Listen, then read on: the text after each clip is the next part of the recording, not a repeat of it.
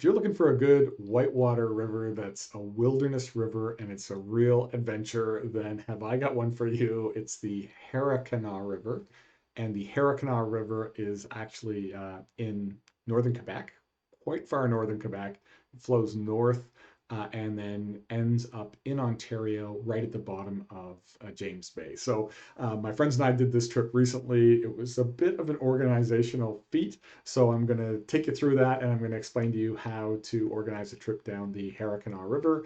And if you're just interested in seeing the river, I'll put a link in the description just for the actual river itself. But this video is about how to organize a trip down the Harricana River. So let me, I guess, show you first off the river. So as you can see here, you're not really in shield here. There's not a lot of granite formations and larger trees. You're getting into the Hudson Bay lowlands. So you've got dwarf trees all around. There's a lot of shale rock and these big boulders everywhere. So that leads to a lot of interesting rapids and a lot of interesting drops. So the difficulties of classes of rapids go up to R5, and there's also big drops in terms of ledges. Not always possible to scout that well because the river is also braided in parts, so it's hard to kind of get to it. So there's a lot of eddying out, scoping out on the water, and sort of taking it as it goes. What makes it very exciting river. So highly recommend it. As I say though, it is a wilderness experience. There is no inhabitants at all below the town of Amos. So we did 11 days on the water, and we saw one couple that was fishing at one point on the river. That was it, and this was in August. And so if you're going to canoe the Harricana, you got to be ready for a real wilderness experience, and you also need to be an experienced whitewater paddler. So that is the river itself. If you're looking for information on the river, one source you can get is this guide here that's available online. It's by Marion, Marion, Marion, and they describe the river and all of its features in sort of canoeists terms. It is in French, donc votre français devrait être assez pour lire tout ça. So we didn't find much in English. There's a couple of websites, but nothing as detailed as this. And so it's a bit dated in some areas. Some of the links that they point to are dead, but a simple Google search will bring you to it. This map would take you from Amos. We didn't start up that high. We actually started at the town of Joutel, which is an abandoned mining town on the way. So let me just get us to Joutel. Here you go on the map. So that's basically kilometer 305. So we ran about 300 kilometers of the river. If you were to put it up above Joutel, there are some rapids that you could get. There's also some lake paddling. So it sort of just depends how much time you had. As I said, we had 11 days. I think it was 11 nights on the water. So that's why we started at Joutel. We could have started a couple of days downstream. There is a bridge that you can access. But there's some nice rapids, as you can see. There's some R3s and 4s. This map is there's a couple of notes that you should be aware of. There is one place here where it says, that the portages are on the left, even though you can see here clearly visually that they're on the right. And I can say from personal experience, they're on the right. I actually camped right in amidst the rapids just before the bridge. But we could have saved ourselves a couple of days if we were tight on time. But it was a great paddle. We were really glad we put in at Joutel. The river itself is quite swift, so even where you're not indicating rapids, there's a good current on the river. Though it's easy to eddy out, and it's not it's mostly drop and pool. This where it happened to be on the map is where the Turgeon River meets the Harricana. Amazing campsite there, by the way. Beautiful beach and everything. So you keep your eyes open for that. When you get to Lac de Mille, 1 Mile Island, you get some pretty interesting wave action here. You can see there's a series of ledges here, 4s and 5s. So you can portage around some of those, but it's a really exciting area. Um, and then lots of class ones and twos afterwards. Just an amazing stretch of water, to be honest. Then you come up to Lac des Sept Mille. So there are some tricky rapids just above them. In fact, we found a canoe that had been abandoned, must have been lost in the rapids just above 7 Mile Island. All the maps that we found suggest that you go river right of 7 Mile Island, and there are some serious falls and ledges and rapids on the right, which can be lined around or portage around. That's the way you should go. We had read somewhere that the left was navigable, so we had gone on river left, and it was virtually impassable. It took us 2 hard days of lining, of portaging, struggling to get through, and we ended up bushwhacking a campsite as a result. So I would recommend that you go river right of the Sept Mille. And then further down the river, lots of great rapids, long stretches. We had kind of medium-low water levels, so we were bottoming out a little bit in this stretch of the river as it got shallower. And then at some point you do hit the salt water line. So the water gets brackish, and so you have to make sure that you've got enough water containers for water for a couple of days there below salt water line. And then one of the big decisions you face on the Harricana River is whether or not to paddle the bay. So a lot of youth camps consider it a rite of passage to paddle the bay. We do not recommend it. So on a motorized water shuttle, it took us 4 hours to traverse. There are all kinds of sandbars that need to be navigated. You need to use the tidal charts to understand exactly when and where to go. There is a campsite along the way. We would not, I don't think, have been able to navigate to it. And at this point, it was windy, cold, and there was also tidal currents. And so, just to be clear, I do not recommend that. I would take the water shuttle for sure. But anyway, this is a great source of information, and you should have that. You should also consult the Natural Resources Canada water tables. This is from at Amos. So we had sort of seasonally average water levels in August, but it was still a bit low. So we would recommend leaving a little bit earlier than that and having a little bit higher water levels. We had lots of bumping and grinding and some sort of dodgy areas where we had to walk the canoes over, which was a lot of work. So on the satellite image here, so you can see Ottawa's here, and Sudbury and North Bay would be at this junction.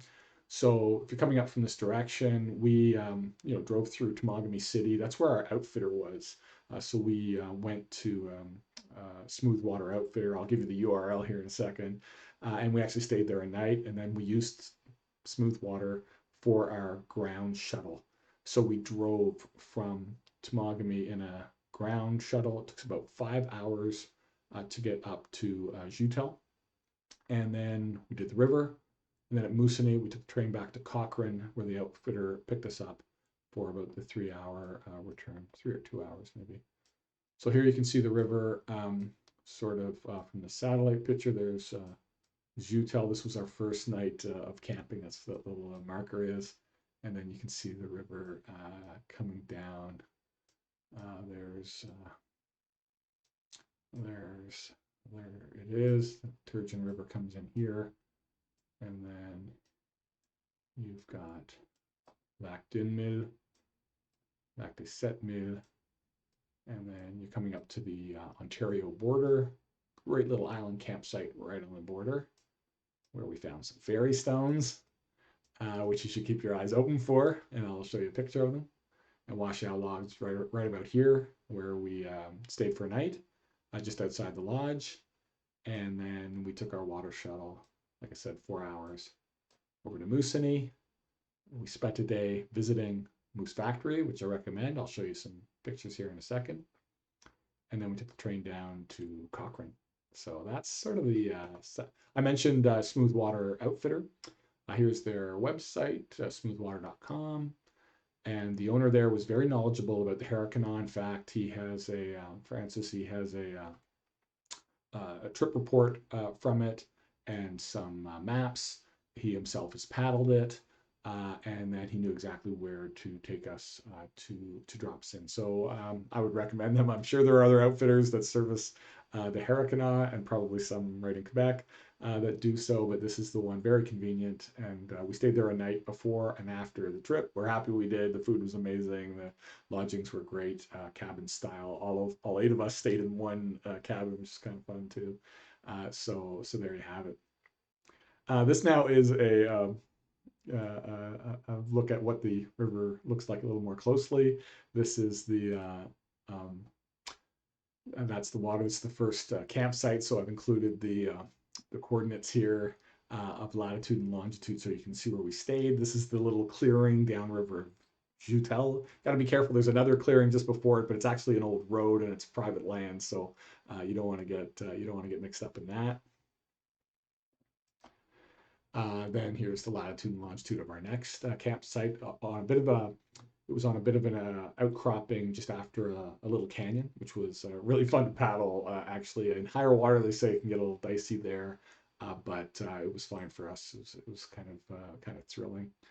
You can see that the land here is tough to camp on. It would be really hard to bushwhack a campsite amidst these dwarf trees on this rock with very uneven ground for it. But that's sort of what you're facing if you don't make one of the campsites. So you can't be picky. You gotta take the flat ground when you can get it. So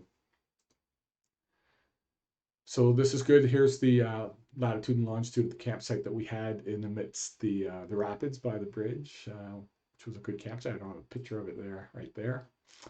And then here's the next one. This was a little bit scrubby as a campsite, but we lots of places for all of us. Saw a lot of bear prints here. There's bear activity all along the river, so but not accustomed to people. As soon as they smelled us, they got out of there. So there you go. So here's a good look at some of the ledges that I mentioned. You see a lot of drops like this. We portaged around this one for sure. That's the kind of terrain that we're talking about. Here's the latitude and longitude of our next campsite.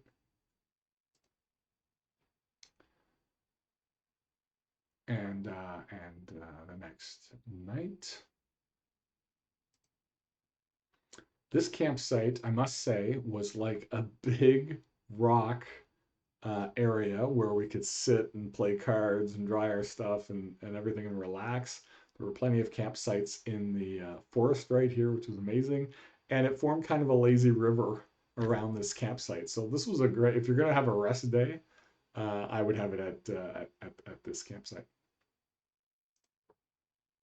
So here's the next night. You can see we got some sand at this campsite, which was fantastic. This was a bushwhack campsite down river left of 7 Mile Island. We had to put our tents up on rocks that were uneven with crevices. I think we managed to get squeeze two little tents into the woods. But the campsite here, it's just on the rocks that are facing the water. It doesn't look like a campsite until you get up there. So we were just desperate for a campsite, and there was really nothing on river left of 7 Mile Island. Once you get past the beach that I mentioned, which will be obvious, but then after there's a portage that we took early in the morning. We could have camped there. But after that, there was nothing. So we bushwhacked this campsite here. Nice though, we saw some nighthawks at this campsite. So we were rewarded after all. And then things got a bit worse in the sense that we got further down the river. We could not find the campsite that was alleged on the map. So we had to just camp on the river bed. I'm not talking about the bank. This is like the actual bed of the river because the water was low enough. But it had been raining, so it was a bit wet. And also water seeps through the rocks, the shale on the side. So it was kind of, we were worried that we would get wet at this campsite. We never did end up getting wet, but you know, it wasn't pretty. And then you get to that little island that I mentioned at the Ontario-Quebec border. You can see all of the the stones here. If you keep your eye open for roundish green stones in the water, then you will probably find some fairy stones here. Taking one of those, I think, might be a memento. Any more than that might be excessive, but there you have it. Kind of a neat part. And then these are the coordinates for Washoe Lodge. You can't miss it. It's actually on River Right. It's hard to tell from this, and it's up on the shore. The shoreline here is extremely muddy, mud up to your shins kind of thing. So it was also the buggiest of all of the campsites that we had along the way. Here's you get a view for the lodge. All the doors here are closed. It was not operating when we were there.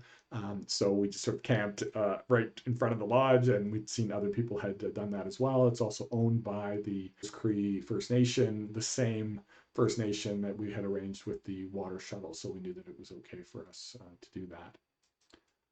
This is what the water shuttle looks like. There were two boats like this. One took the canoes, as you can see, and we were in the other. And as I said, it was a 4-hour ride around, and the operators of these boats were very skilled to get through the sandbanks that were evident just below the water and sometimes above the water throughout the day. Once you get to Moosonee, you take a water taxi with cash, by the way, from Moosonee to Moose Factory. So you might want to have, I think it's $20 each way for that. So you'll want to have some cash with you. But it's worth it to go over to Moose Factory because they've got some historic buildings there. This is a church that was built in the time when the Hudson's Bay Company was settling the area. And then you've got structures from that period as well. So if you're a history buff, it's worth taking some time, a few hours, just to kind of go over to Moose Factory Island and checking out the historical sites that are there. And then here's the train, modern train, beautiful, comfortable. It's a 5-hour train ride from Moosonee to Cochrane. So the cargo cars that are attached here, you load yourself and you go on the train. The train has, you can buy food on the train. It's very comfortable, and you sort of reserve ahead of time and buy your tickets. But there's plenty of space for both cargo and people, so it's nothing to worry too much about. So here are the fairy stones that I mentioned. If you Google fairy stones, Harricana River, you'll get pictures like these. These are very elaborate. The fairy stones we saw were not this elaborate. They were basically green circular rocks with a kind of a lip to them. So they look like spinning tops. So they look very distinctive, but not this distinctive. But anyways, if anyone can find one like this, I would really be impressed. We looked at most of the shorelines that we were on. We never found anything like this. If you are going to do the bay, here's the link to the at Stag Island where they take tidal measurements. And so we don't recommend that you do this, but the link that's in the document that I showed Marion 2013, that's a dead link. So I just wanted to make sure that you knew that, and you could look up Stag Island for the tidal charts. And then this is the website, moosecree.com, for the Moose Cree First Nation. Of course, the entire Harricana River falls within the traditional territory of the Cree people, and the Moose Cree First Nation is very active, very modern, and very reliable. So they arrived exactly when they said they would, and they were very reliable as a water shuttle, very professional outfit. So I highly recommend them. We stayed then at the Super 8 motel in Moosonee. It was very comfortable. It's relatively new, very clean, very modern Wi-Fi and everything else. There aren't a lot of restaurants in Moosonee, so you'll want to bring enough food to continue. There's also obviously grocery stores and all of that you can buy from. But the idea, you won't be going out for a big steak dinner in Moosonee or Moose Factory. Here's the website for the train. It's Ontario Northland, and it's the Polar Bear Express service, and you need to reserve your tickets, and you also need to let them know that you've got canoes and cargo because they'll want to know that. So that's a really exciting river to go. I can highly recommend the Harricana River for the experienced wilderness group that wants to try something very challenging and exciting. I hope these materials are useful to you. I hope you get out there, and I hope you get out paddling next season. See you out there.